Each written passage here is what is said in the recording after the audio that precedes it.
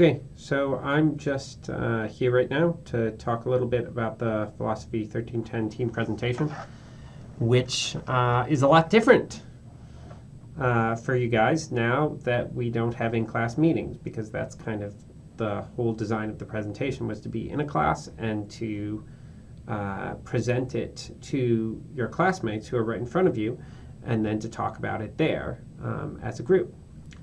But we've got to simulate that in a post-coronavirus world. So here's the best that we're going to try and do to make that possible. So I'm going to talk about that in this presentation, which should be reasonably short.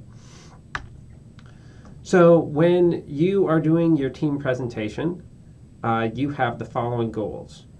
You're going to demonstrate that you have comprehension of the ethical theories we've discussed in class: utilitarianism, deontology, social contract theory, virtue ethics. Those are the big four. You're going to demonstrate that you can apply items on our codes of ethics. You're going to engage thoroughly and thoughtfully in exploring an event or issue related to ethics in science and engineering, or the history of ethics in science and engineering. You can go as far back as you want. I suppose you could do a project on the pyramids, though I don't know if we'll have enough information. And then a goal is that you show competence and technical skills presenting a fully online presentation. That's kind of a new goal, because in order to make these presentations really presentable and good, you have to learn the technical skills to make that possible. And perhaps one or more of your team members already knows some of those skills. So coronavirus messed up the plan. This is what we're going to try to do. You're going to work together on the project either through in-person meetings or remotely. I think in-person meetings are potentially safe according to the CDC, but you might want to limit contact at this point anyway, so it's your call. You're going to use a platform that encourages online collaboration, which is Google Slides, and capture the presentations as videos, not present them physically in the classroom. So the vision is to have a video where you talk over what's being presented, whether or not you have your face appear. So the goal is something a little bit like what we have right here. What I'm doing right now, that is to say. What should the presentation cover? Well, it should either be a real-life ethical dilemma pertaining to engineering, computer science, science research, or it should be a fictional dilemma pertaining to the same things. You're going to answer factual questions of the case, and I'll have a lecture that'll help you divide out these things better that you'll be watching before you present. Factual questions of the case, keeping in mind what evidence the people had at the time. So hindsight is 20/20. You want to keep in mind what they knew then in order to answer what then in the second part, the moral questions of the case, what they should have done, what their actions should have been. And it might vary depending on the ethical theory that you approach it from, and you can talk about more than one theory and how it would approach it. You're encouraged to talk about more than one theory. And it may vary depending on how we prioritize items on the codes of ethics. So you're going to discuss how moral principles apply, how the ethical philosophies apply at various ethical systems.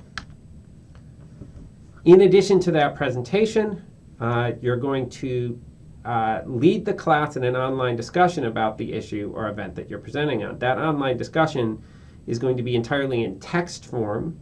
It's going to occur on the discourse discussion platform that I've already introduced you to at www.platosacademy.us.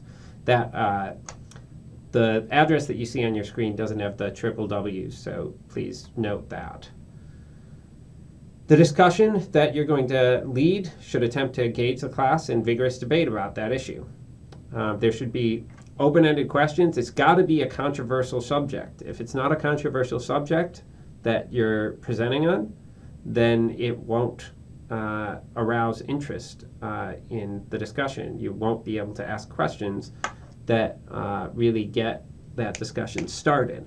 So you want to make sure that it's a controversial issue, and have ways to focus that discussion.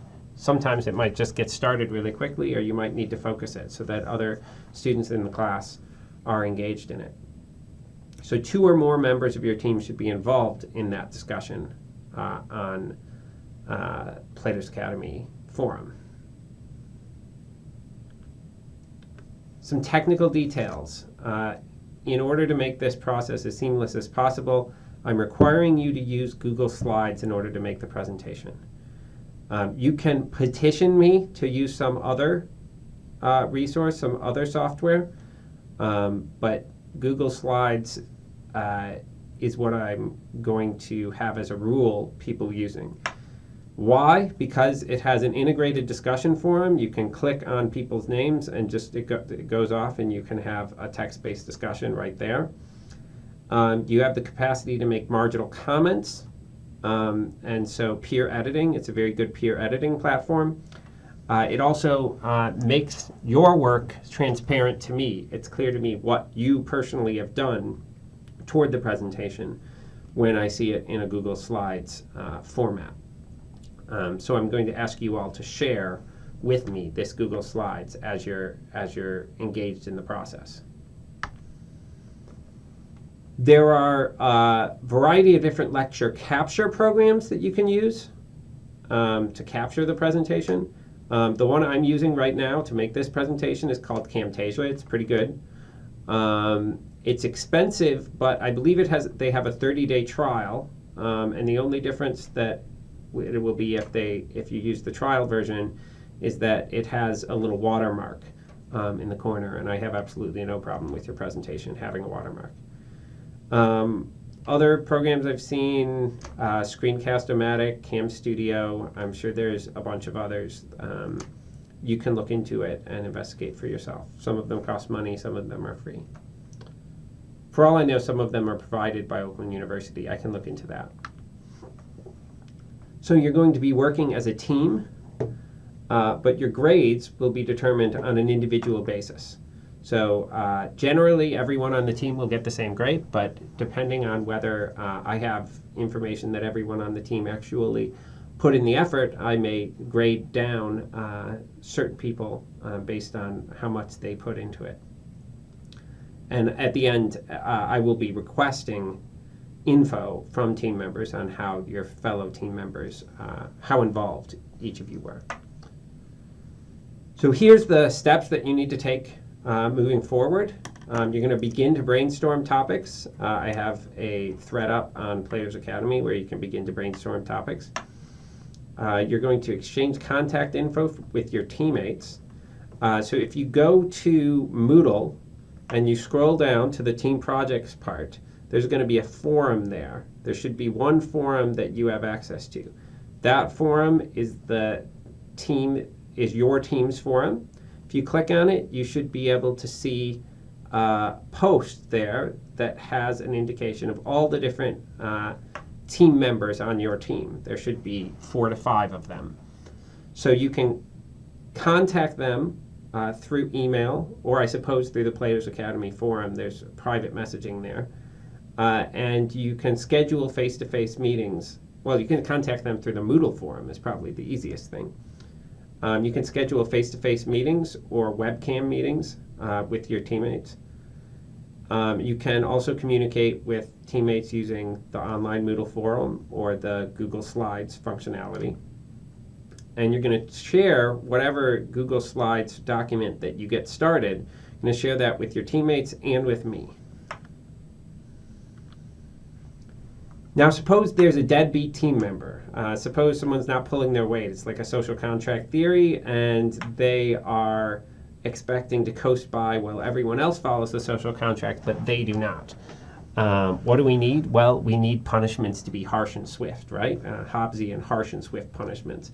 But it's actually not allowed for us to have the harsh and swift punishments, for us to put them in jail, or cut off their heads, as the case may be. For consequences of not doing their work on the team. See, that's a laugh line.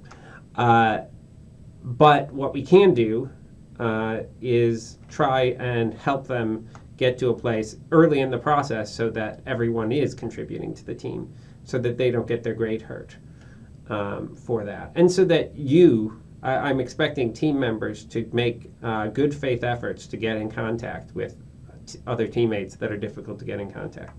Especially at this time, it's a really rough time for people. So if a team member isn't doing their work, raise the issue directly with them first. Try and ease the communication.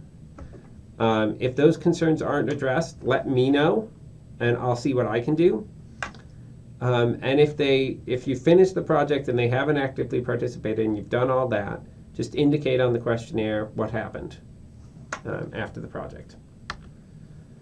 So the due dates are modified from the PDF document that's currently on Moodle. I'm going to change that document, but here are the official due dates. Your proposed topic and the date that you want to schedule your presentation for needs to be submitted to me by March 20th, which is the end of this week. And then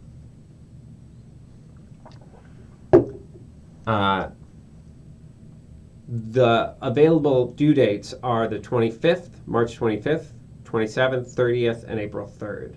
Those are all going to be on a first come, first served basis. So if you want to get a claim on one of those dates or on the topic of your presentation, please let me know as soon as possible.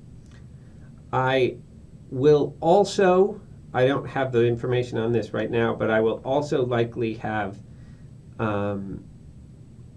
a time about 3 days before your presentation where I'd like you to have a rough draft of your presentation prepared so that I can glance through it to make sure that things are progressing in a decent way.